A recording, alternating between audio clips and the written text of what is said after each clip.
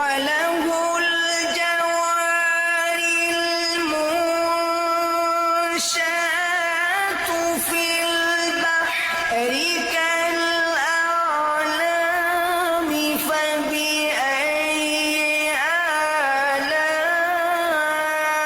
آلاء ربكما تكذبان كل من عليها فان ويبقى وجه ربك ذو الجلال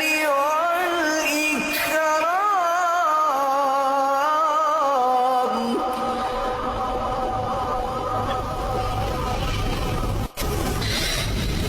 فبأي